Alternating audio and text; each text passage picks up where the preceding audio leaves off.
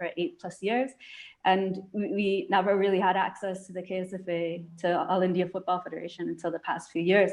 So what I would say, and I've just made a list that might connect to the stakeholders here in our conversation, is this. So as girls football becomes more popular, I think it's our job, as decision makers and leaders coming from diverse backgrounds, to really focus on safety and protection. So if we can, really push conversations on protection of a girl child, sensitization on working with girls, I think that would be very helpful with coaches and even management.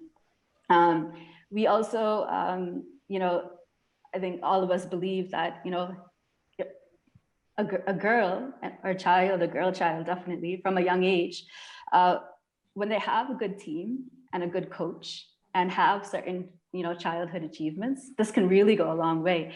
And with that said, coaches play a big role in role modeling, knowledge transfer, and in a grassroots lens. And I'll speak through a community-based program that we really yearn for coaches to stay with us full time and to stay with us, for a longer period of time. So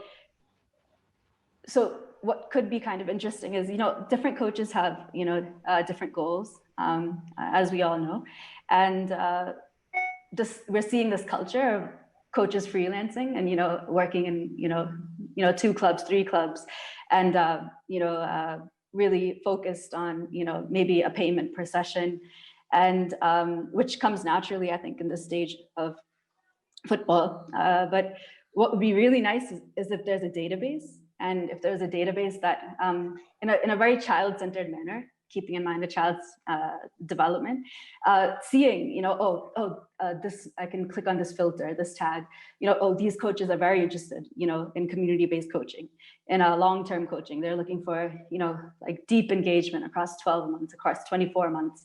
And that would really help us in our filtering and our coaches selections process, because we believe the HR part of our work is essential, in children growing.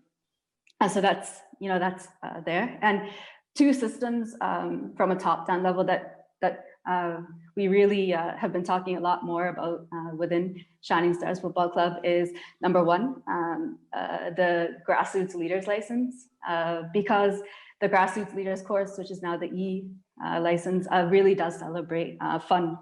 And when a coach understands that, how do you create, a session as an event? How do you create fun? And that be recreational in nature, but that keeps a child in sport. And when a child can stay in sport, that's what we dream of.